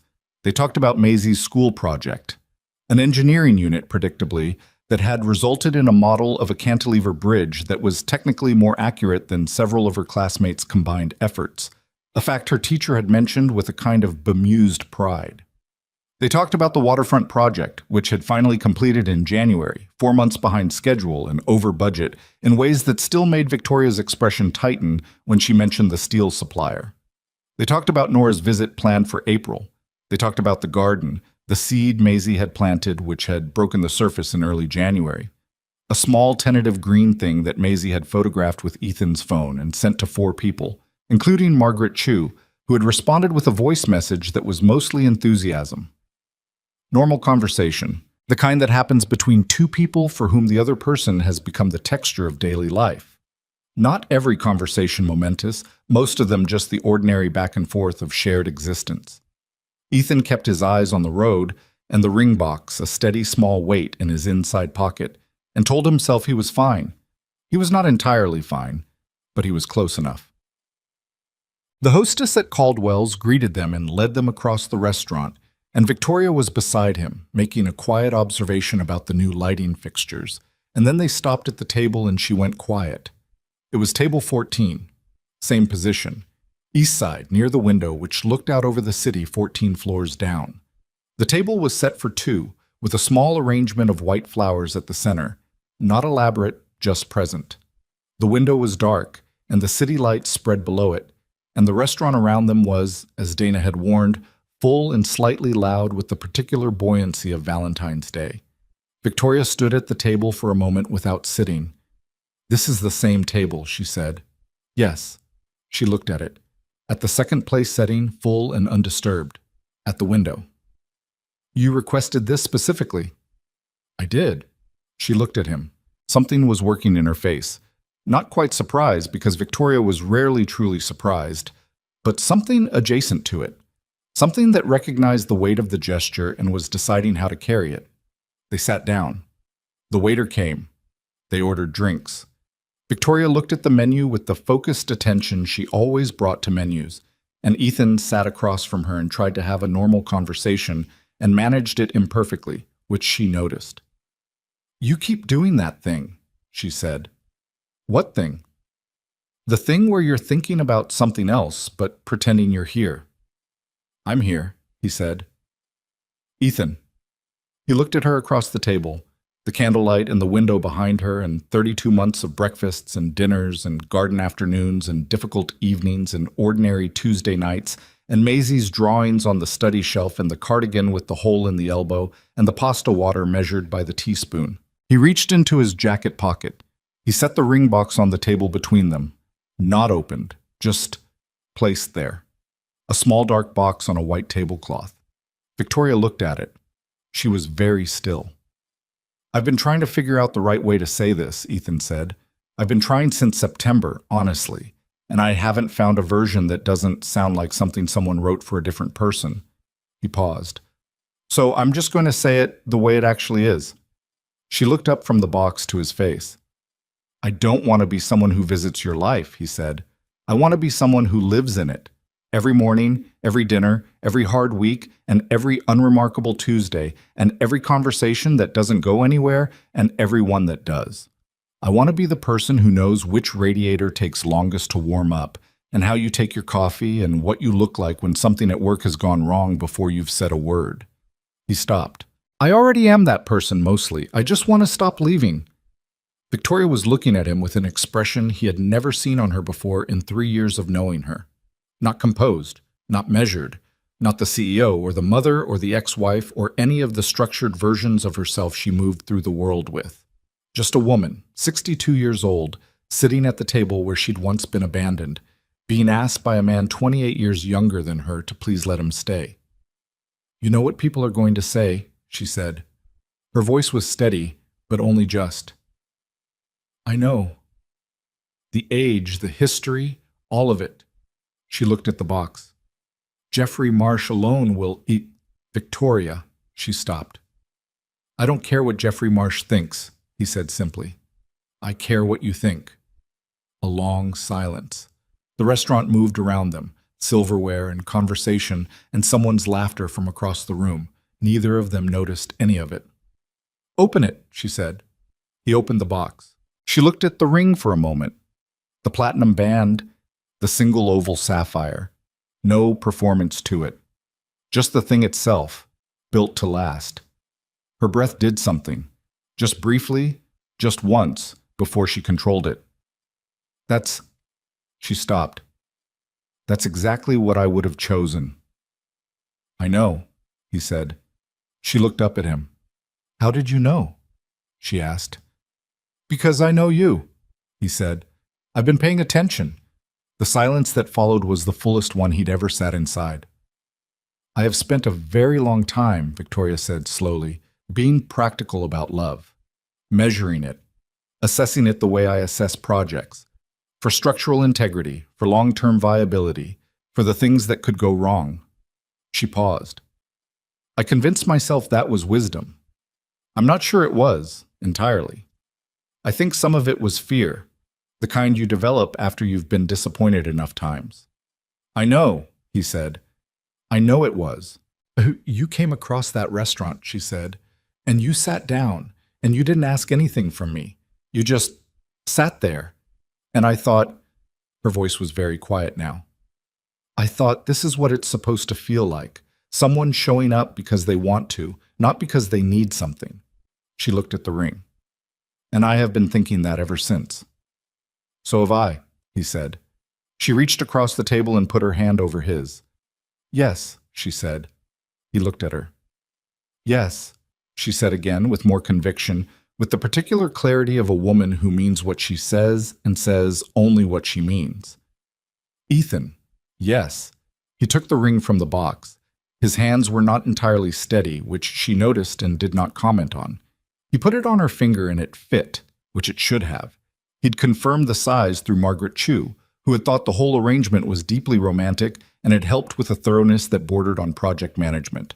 Victoria looked at her hand for a moment. Then she looked at him. Her eyes were bright. She would not call what happened in them crying, and Ethan would not call it that either, because he'd learned that Victoria Ashcroft was allowed to define her own emotional experience, and whatever this was, it was hers. "The chocolate fondant," she said. Her voice had gone slightly rough at the edges. He looked at the menu he hadn't opened. "We should order it. We should absolutely order it." They did. It arrived warm, the way it had the first time, and they ate it slowly and didn't talk for a while, which was its own kind of conversation. Below the window, the city went on with its business, cars and lights, and the ongoing noise of people living their lives in whatever directions lives go. And up here in the amber warmth of table 14, two people sat with chocolate and a ring and 3 years of everything behind them. "Claire," Victoria said at one point. "I called her last week," Ethan said, "before I did anything else." Victoria looked at him. "She said," and I'm quoting directly, "she said, 'It's about time, and tell her I want to actually plan a real dinner where everyone is in the same room and we all deal with the weird together like adults.'" A sound escaped Victoria, half laugh, half something more. "That's Claire," she said. "She also said she loves you," he said, "and that she wants you to know she means that, not just as a thing to say." Victoria pressed her lips together. She looked out the window for a moment. When she looked back, her expression had the particular quality of someone who has received something they didn't know they still needed. "I'll call her tomorrow," she said. "She'll be expecting it." Or some. Maisie found out the next morning. Victoria had stayed the night. Not the first time, but this was different, and Maisie had been awake when they came in, sitting cross-legged on the couch with her cereal bowl and the specific expression of a child who has been waiting. She looked at them. She looked at Victoria's hand. "Okay," she said with tremendous satisfaction. "Okay," Ethan said. "I told you," she said, turning back to her cereal. "I already knew what she was going to say." Victoria stood in the doorway of the apartment with her coat still on and looked at this 7-year-old eating cereal at 11:15 at night, and something crossed her face that was entirely unmanaged and entirely real. She sat down on the couch next to Maisie. Maisie, without looking up, leaned sideways until she was against Victoria's arm, the way she'd done on the couch in September 2 years ago. The complete, uncomplicating trust of a child who has decided. "Can I see?" Maisie said, nodding at the ring. Victoria held out her hand. Maisie studied it with the focused attention she brought to bridges and engineering problems. "The blue stone is a sapphire," she said. "That's right." "Blue is my color," Maisie said, with the authority of someone noting a fact. "I know," Victoria said. "Your father is aware of the significance of blue." Maisie nodded, satisfied, and went back to her cereal. Ethan stood in his own kitchen doorway looking at the two of them on his couch. His daughter, and the woman who was going to be his wife, the sapphire catching the lamplight, the apartment warm and slightly messy with Maisie's evidence everywhere. And he thought about something he'd been thinking about in pieces for 3 years. He thought about what it actually costs to walk across a room toward something you don't have a plan for. He had been a careful man. He was still, in most ways, a careful man. He planned and prepared and read the fine print and kept backup medication in the glove compartment. But there had been a moment, 14 floors up, a restaurant full of people he worked with, a woman he recognized sitting alone at a table that had just been abandoned, where he had stopped calculating and simply moved toward the thing that felt right. Not because he was brave, not because he'd figured anything out, just because the alternative, standing at the bar watching her sit alone and not doing anything, had felt like a kind of failure he wasn't willing to live with. And that single unchosen, uncalculated, slightly irrational decision had led him here. To this apartment, this woman, this child, this life, the specific and improbable and mostly wonderful shape of it. He didn't think life rewarded courage the way stories suggest it does. He'd known people who did brave things and got nothing for it, who walked toward difficult things and found only more difficulty. The universe was not a mechanism for distributing justice to people who acted well. He'd understood that for a long time. But he had come to think, in the way you come to think things through accumulated evidence rather than sudden revelation, that there was something to be said for the person you became when you stopped standing at the bar. When you put down your drink and walked across the room and sat down next to somebody who needed company and didn't make it a bigger thing than it was. When you showed up for a planning commission presentation and carried someone's tea and answered when called and stayed when staying was complicated. Not because the universe was watching, not because virtue was a deposit that paid interest, but because that was the kind of person you had decided to be, and becoming that person, incrementally, imperfectly, through specific choices made in specific unremarkable moments, was its own reward. It was, in fact, the only reward that lasted. He had not been looking for Victoria Ashcroft. She had not been looking for him. What they had found in each other had not been planned or designed or arrived at through any kind of wisdom. It had been stumbled into through a combination of timing and circumstance and one small act of basic human decency in a restaurant that neither of them had particularly wanted to be at. That was the thing about it, he thought. That was the actual truth of it, stripped of everything else. You don't find the important things by looking for them. You find them by being the kind of person who pays attention, who notices the woman sitting alone with a dessert menu and thinks, I don't want her to be alone. Not for complicated reasons, not for strategic ones, just because it's the right thing and the moment is there and you are capable of it.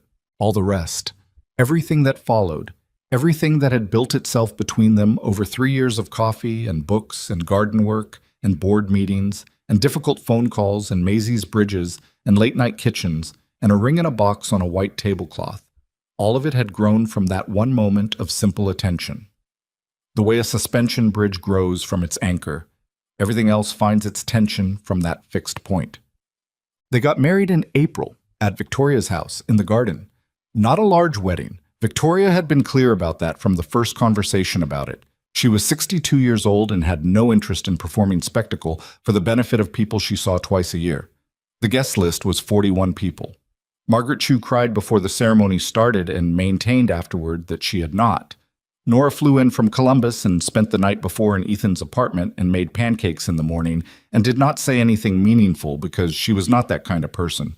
But she hugged him for a long time in the kitchen when she thought no one was looking. Claire came from Portland. That had taken its own negotiations. Not hostile ones, just careful ones. The kind of careful that comes from people who genuinely care about each other trying to navigate something without maps. She and Victoria had talked 3 times on the phone in the weeks before, and whatever was said in those conversations, neither of them reported it in detail, and Ethan did not ask. He only knew that when Claire arrived the evening before and walked into Victoria's kitchen where Victoria was reorganizing something in the refrigerator with characteristic precision. They stood in the kitchen together for a moment, and then Claire said something quietly, and Victoria turned and they held each other in the specific, wordless way of a mother and daughter who have been imperfect together for a long time and have decided to keep trying anyway. He saw it from the hallway. He went back the way he'd come and didn't mention it. On the morning of the wedding, Maisie informed everyone at breakfast that she had prepared remarks. You have prepared remarks, Ethan said. For the ceremony, she said. Margaret said there would be a part where people can talk. The toast is at the dinner, he said, not the ceremony itself. I can do both, she said. She did in fact do both. At the ceremony, she stood up when the officiant asked if anyone had words and delivered, with absolute composure, a 45-second statement about suspension bridges and why tension made things stronger rather than weaker, and the specific relevance of this to her dad and Victoria. The officiant looked briefly uncertain about whether this was happening. Ethan looked at Victoria. Victoria was pressing her lips together in the way she did when she was fighting a smile she had decided was undignified. She lost the fight. She laughed, full, real, the way she laughed when she forgot to manage it. And it went through the garden and the 41 people in it, and everything was fine and real and alive.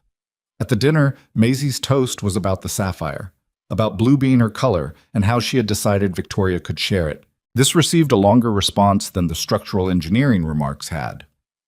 Late that night, after the guests had gone and Maisie was asleep, and the house was quiet with the particular quiet of a day that had been full, Ethan and Victoria sat on the back step of the garden with 2 glasses of wine. They were barely drinking, and the April night around them, cool and clear. The plant Maisie had grown from seed was there in its terracotta pot, visible in the dim light from the back window. Taller now, properly leafed out, green and unremarkable and alive. Everything underground, Victoria had said in November, where you can't see it. All the important work happens before anything shows on the surface. Victoria's hand was in his, the sapphire faint in the dark. "Are you thinking about the restaurant?" she asked. "A little," he said. "Are you?" "I was thinking about what I was feeling when I saw you walk across the room." She was quiet for a moment. "I was embarrassed about where I was sitting. I was angry at myself for being embarrassed, which was its own complication. And then you came over, and I thought—" She paused. "I thought, whoever this is going to be for me, it's going to matter." "You thought that immediately?" "I thought I should be careful," she said. "But yes, underneath the careful, yes." He turned the wine glass in his other hand. "I was just trying to do the right thing," he said. "I know." Her thumb moved against his hand. "That's exactly why it worked." He looked up at the sky. Clear, the stars doing what stars do. Indifferent and constant, and in their indifference, somehow comforting. The universe was not watching. It was not keeping score or preparing rewards or measuring the quality of the things people did in restaurants when nobody important was looking. But the things you did in those moments, they became you. Gradually, without announcement, the way seeds became plants and friendships became love, and one dinner at table 14 became a life. You were not the grand version of yourself that existed in some imagined future. You were the accumulation of what you chose, quietly, in the moments when you could have chosen otherwise. Ethan had walked across a room toward someone who needed company. He had done a small, decent, entirely ordinary thing, and everything, all of this, all of it, had grown from that. "Victoria," he said. I'm glad I put the drink down." She turned to look at him. Her face in the low light, familiar and real, the version of her he knew now. The cardigan with the hole in the elbow version, the measured pasta water version. The version that argued with structural load calculations and laughed when she forgot not to and held his daughter's hand without being asked. "So am I," she said. The same words. The third time she'd said them now. First at the restaurant, then in his kitchen after September. And here, tonight, in the garden of the house that had become theirs. They didn't mean exactly the same thing each time. They meant more, each time, because they carried everything that had accumulated between them. Every version of showing up, every disagreement and repair, every ordinary Tuesday, and every moment of genuine courage disguised as something small. That was how it worked in the end. That was the thing worth knowing. Love was not a destination you arrived at. It was not a state you achieved and then maintained. It was a direction you kept choosing. In the unremarkable Tuesday, and the difficult Wednesday, and the Saturday morning, with the slightly burnt pancakes, and the February night at table 14 with a ring in a box and nothing guaranteed. You chose it because you had decided to be the kind of person who chose it, and then you chose it again, and again. Every day, for as long as you were willing to be that person. Inside the house, on the study shelf, Maisie's drawings were arranged in the row Victoria had organized them into months ago. Bridges and buildings and structures, and one drawing, done in blue crayon, of 3 people standing in a garden that Maisie had titled, in careful 7-year-old letters at the bottom, "Us." The seed in the terracotta pot moved very slightly in the night breeze. The house held its warmth. And in the garden, on the back step, 2 imperfect people sat together in the dark and let the night be what it was. Quiet, sufficient, enough. The way real things are,